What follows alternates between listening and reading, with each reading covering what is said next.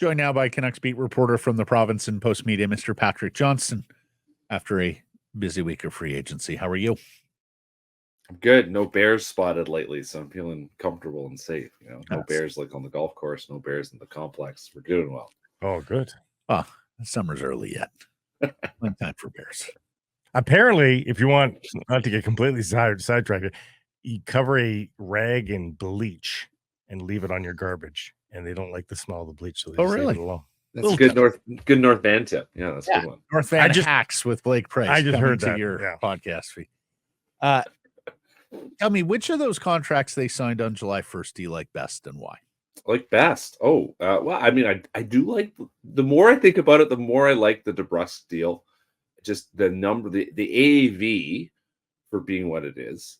And a guy that's, he scores 25 goals, kind of, rinse, repeat. And he's a good penalty killer, good value player.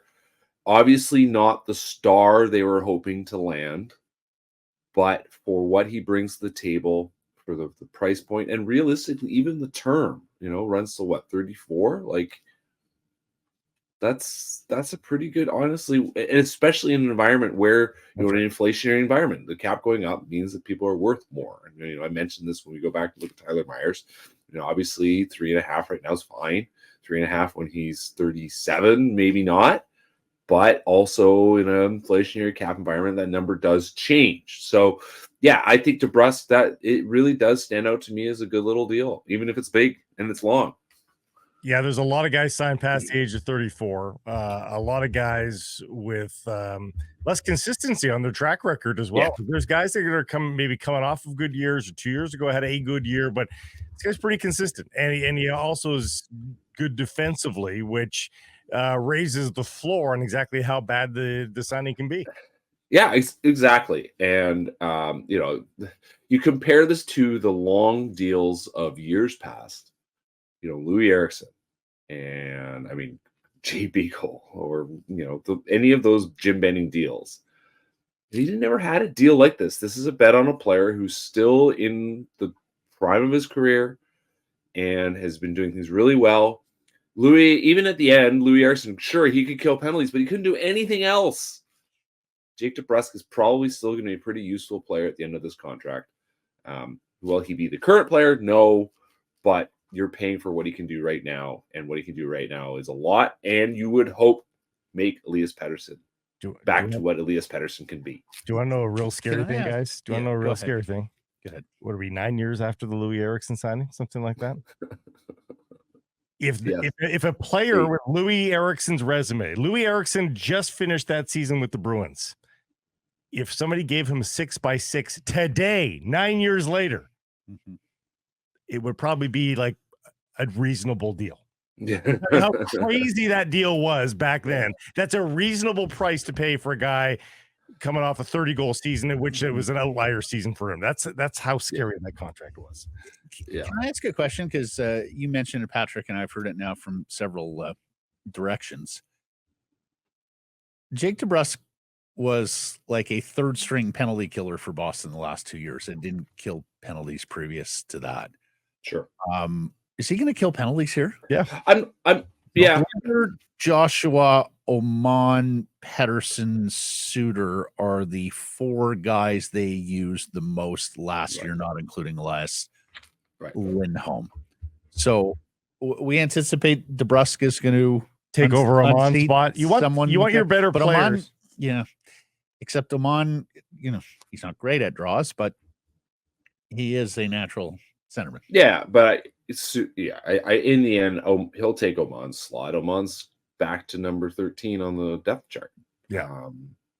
Listen, it's not a certainty. Dakota Joshua kills penalties. Like, he's in the mix. Listen, I'm not saying the biggest reason he's coming here is to be a penalty killer. It's just something he does. Yeah. He's not bad at it. Would anybody be surprised to see DiGiuseppe in the opening night lineup instead of Podkolzin because of penalty killing? And he would be one of the first four over? Just because he's safer than Podkolzin, perhaps. If Podkolzin has a great preseason, that could change. Yeah. But yeah. Bottom line is here, Patrick, once again, there is opportunity for Vasily Podkolzin. Yeah, absolutely. Needs a big summer. this is kind of it, right? Yeah. I mean, listen, I'm glad you brought up to Giuseppe just for the point, like he in the end was the guy who got back in the lineup, right? Yeah. He played a lot in the playoffs, partly because of just the heart and hustle. And they've been really trying hard with Podkolzin to desystemize him, I guess is the best way to put it.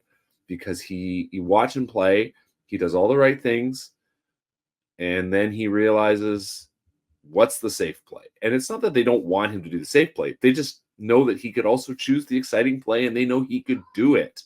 And so it is a bit about finding the player's confidence, helping him rediscover what he can be, because he spent so long trying to play it safe, trying not to screw up, trying to be the good soldier.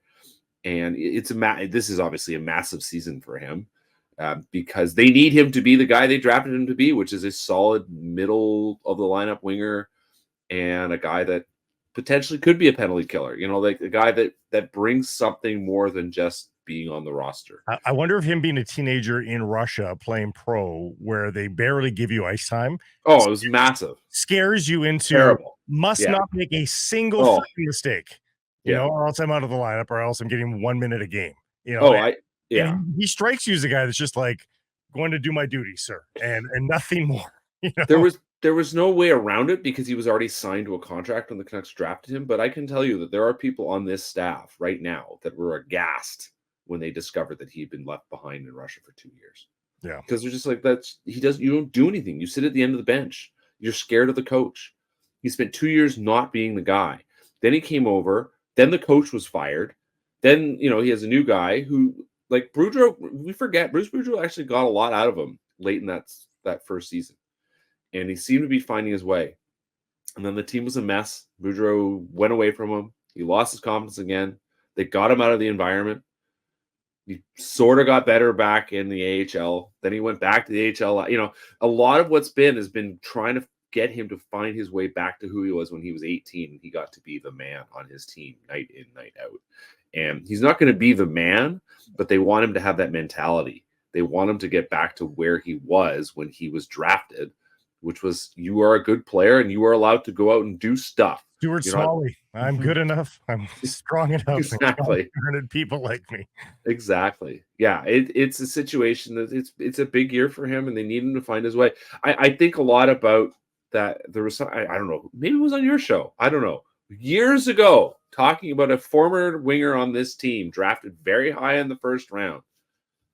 And Ray once said, if you don't start doing more, pretty soon they're going to start asking you to do less.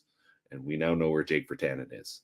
Yeah. And, you know, to me, that is such a thing to remember with a young player. You need to start finding ways to do more. Yeah, he's like a prophet. Heinen or Sherwood, which one of those wingers in the deal do you think is better?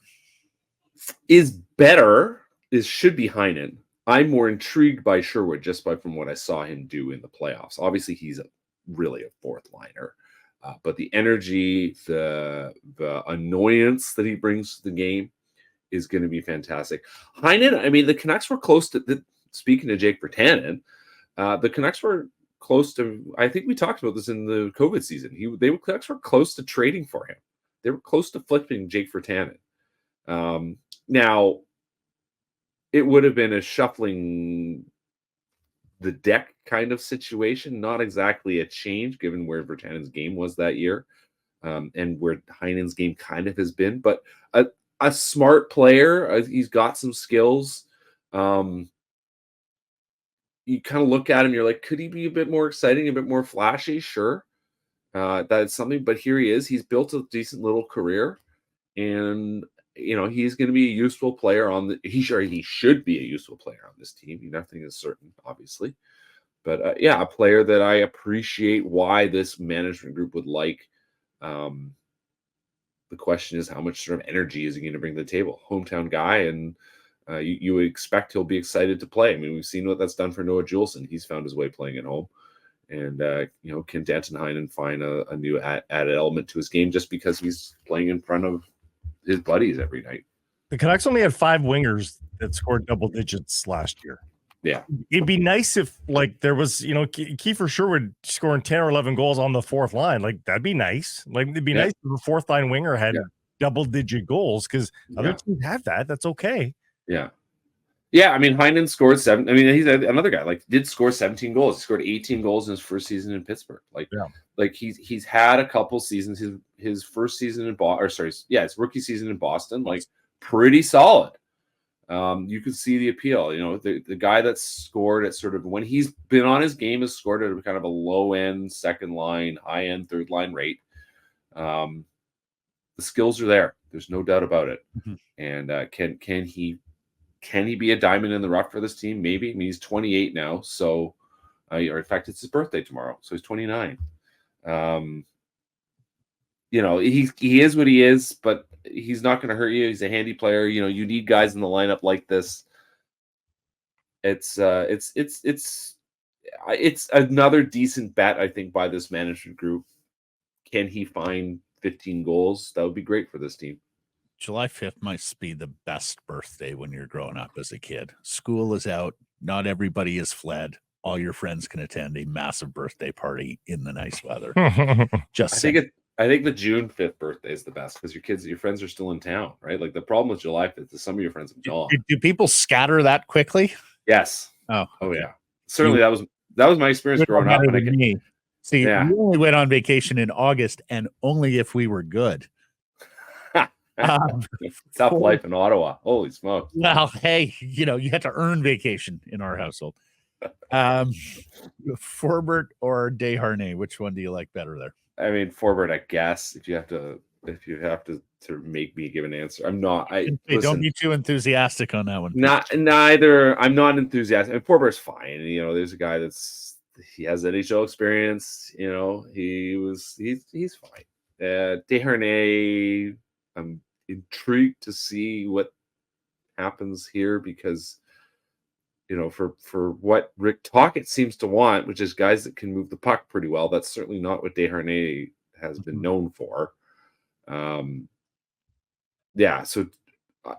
we'll see how it plays. Yeah. I was surprised. I will admit the Desharnais signing was the one that surprised me the most.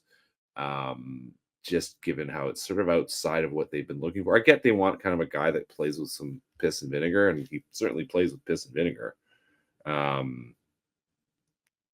But yeah, I guess if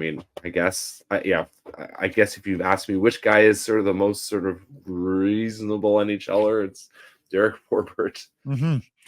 Listen, I'm ready to be surprised. Yeah. Last question. It's our poll question. What should the Canucks do on defense? Sign a puck mover here, make a trade, or do nothing? Just roll with this and see what you got. Well, you know, I think when I was poking around mid-season, they certainly were still interested in finding another puck mover, certainly, hopefully on the right side. Although at that time, I didn't know what that meant for Philip Hronek. Obviously, Philip Hronek is now here. But is there anybody else in this roster that you can really play with Quinn Hughes? And I don't know if you're going to find anybody now to play with Quinn Hughes. I would like to see them find another defenseman who can move the puck. I in the big picture, I think that is what they need the most. Mm-hmm. The guys that I really liked all are gone. So I'm intrigued to see what they come up. I mean, I actually think I wasn't surprised that they ended up where they've gone, which is that they do actually have a bit of cap space right now. I found myself wondering, and I didn't say this aloud to anyone, and so that's, you know, blame me. But I found myself thinking, once we started seeing maybe the likes of Gensel and Reinhart and Stamkos were going to end up somewhere else, and there weren't quite at that high-end wingers available that they'd been hoping for, I did find myself wondering if they were going to go to that second sort of, I mean, you asked me about this last week, that second-tier winger. And I ended up coming around to that idea. And really, you know what? Because if they can sit on a little bit of cap space, I mean, that was their problem this past season. They couldn't like flex themselves around. They couldn't get Chris Tanev because they needed more cap space. They ran out of cap space. And so if they can accrue some cap space, and it's something that Patrick Allvin mentioned during the season, if they can do that, if there's a way they can make this all work, you know, they're in a I don't think they're going to be in the high flying position they were last year, but if they're in, you know, they want to be in the playoff hunt, they'll be in the playoff hunt. There's no doubt this team's going to be in the playoff hunt. By the way, before you leave us and think that I'm crazy, they had 7 wingers, not 5, that had double digits.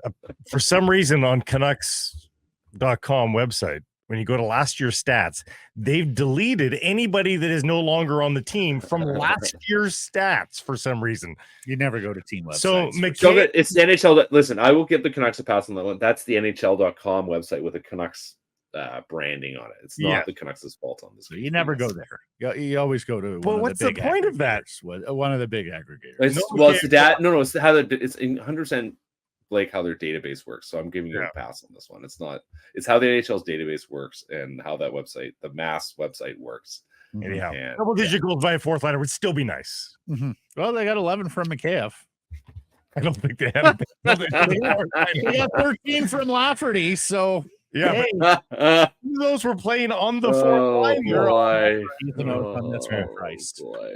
It was great seeing you, Candace, and the children, and Nat Bailey on. It was Saturday. wonderful. Yep. You're not going to Jay's in Seattle, are you? No, but I will be at Jay's in a couple weeks at the Rogers Center. All right. Okay. Yeah. You enjoy your weekend. You guys enjoy your weekend too. Don't get a sunburn. Don't forget the top of your head, Matt. I have hair, Patrick. It's me. Yeah. I know.